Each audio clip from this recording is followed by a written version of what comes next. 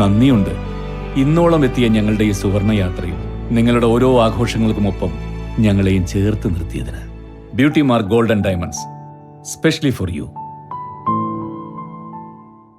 കാലിക്കറ്റ് സർവകലാശാല സീസൺ കലോത്സവത്തിൽ 4ാം ദിനം സമാപിക്കാൻ മണിക്കൂറുകൾ ബാക്കി നിൽക്കെ ഇഞ്ചോടിഞ്ച് പോരാട്ടം.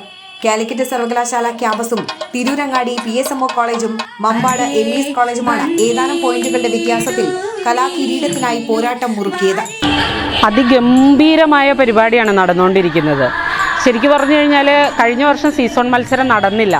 അതിൻ്റെ ഒരു എന്താ അതില്ലാത്തതിൻ്റെയും കൂടെ കുട്ടികൾ തീർക്കുകയാണെന്ന് തോന്നുന്നു.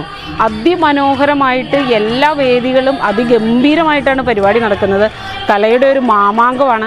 നമുക്കറിയാം, കലയാണ് മനുഷ്യനെ ഒരുമിച്ച് ചേർത്ത് നിർത്തുന്നത്.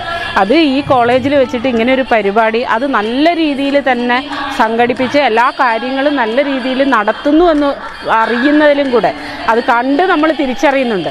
വലിയ സന്തോഷമുണ്ട്. ഞങ്ങളും ഈ ആഘോഷ തിമിർപ്പിൽ ഭാഗമാവുകയാണ്.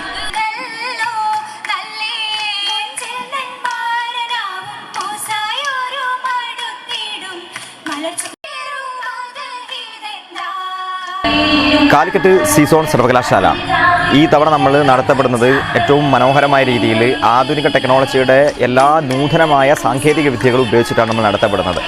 വേദിയിൽ നടത്തപ്പെടുന്ന മത്സരം കഴിഞ്ഞ് കുട്ടി പുറത്ത് വന്ന് അല്പസമയങ്ങൾ തന്നെ പിന്നിടുമ്പോൾ തന്നെ കുട്ടിക്ക് അവരുടെ റിസൾട്ടുകൾ വെബ്സൈറ്റിൽ തന്നെ കാണപ്പെടുന്ന രീതിയിൽ ഡിജിറ്റൽ സിസ്റ്റം നമ്മളിതിന് വേണ്ടി ഉണ്ടാക്കിയിട്ടുണ്ട്.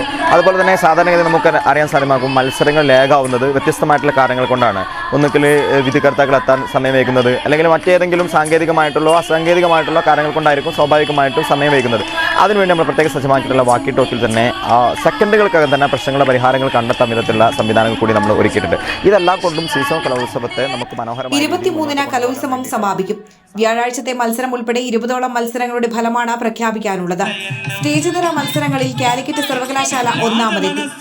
കാലിക്കറ്റ് സർവകലാശാലയിലെ CK ഗോപികയെ സാഹിത്യ പ്രതിഭയായും തിരൂരങ്ങാടി PSMO കോളേജിലെ PK ലിയാന മെഹറിനെ ചിത്ര പ്രതിഭയായും തെരഞ്ഞെടുത്തു. Air 1 news, Kondotty.